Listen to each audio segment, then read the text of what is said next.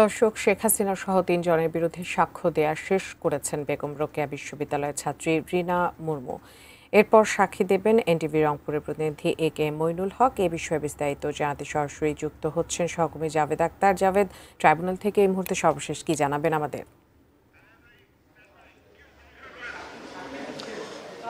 উজমা, কিছুক্ষণ আগেই আন্তর্জাতিক অপরাধ ট্রাইব্যুনাল ১ বিচারপতি গোলাম মুর্তজা মজুমদারের নেতৃত্বে যে ৩ সদস্যের ট্রাইব্যুনাল ১ সেখানে আজ তৃতীয় দিনের মতো সাবেক প্রধানমন্ত্রী শেখ হাসিনা, আসাদুজ্জামান খান কামাল সাবেক স্বরাষ্ট্রমন্ত্রী এবং সাবেক আইজিপি চৌধুরী আব্দুল্লাহ আল মামুনের বিরুদ্ধে সাক্ষ্য গ্রহণ চলছে। কিছুক্ষণ আগে বেগম রোকেয়া বিশ্ববিদ্যালয় ইকোনমিক্স ডিপার্টমেন্টের মাস্টার্সের ছাত্রী রিনা মুর্মু তার সাক্ষ্য প্রদান শেষ করেছেন।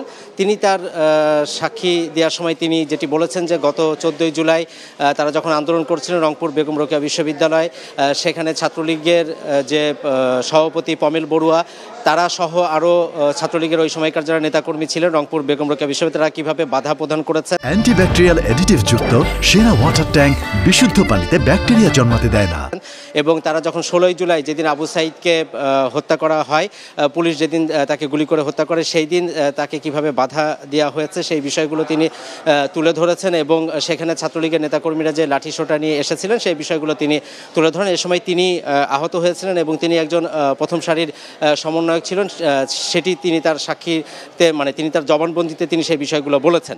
এবং রাষ্ট্রনিযুক্ত আসামি পক্ষের যিনি আইনজীবী শেখ হাসিনা এবং আসাদুজ্জামান খান কামালের আইনজীবী অ্যাডভোকেট আমির হোসেন তাকে জেরা করেছেন। তিনি কয়েকটি বিষয় তাকে জিজ্ঞাসা করেছেন যে এই যে কোটা সংস্কারের যে আন্দোলন চলছিল সেটি হাইকোর্ট যে এটিকে পুনর্বহাল করলো কোটা, তারপরে যে রাষ্ট্রপক্ষ আবার আপিল করেছিল যাতে এই হাইকোর্টের আদেশটি বাতিল করা হয় সেটি তিনি জানেন কিনা। তিনি বলেছেন যে না, তিনি জানেন না। একই সাথে তার কাছে আরও কয়েকটি প্রশ্ন তিনি করেছেন যে এই যে শেখ হাসিনা যে রাজাকারের নাতিপুতি বলে যে সম্বোধন করেছিল, সেখানে যে রংপুরে যারা আন্দোলন করছিলেন সেখানে কেউ রাজাকারের নাতিপুতি ছিলেন কিনা। তিনি তখন বলেছেন যে না, এরকম কেউ রাজাকারের নাতিপুতি ছিলেন না।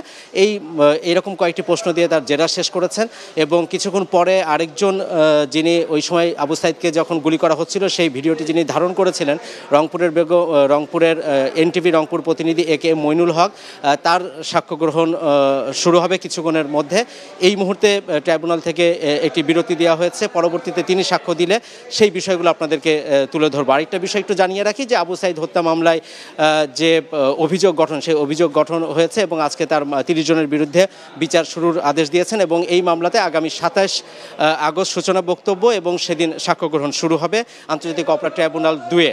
এই ছিল আমার কাছে ট্রাইব্যুনাল থেকে সবশেষ। উজমা।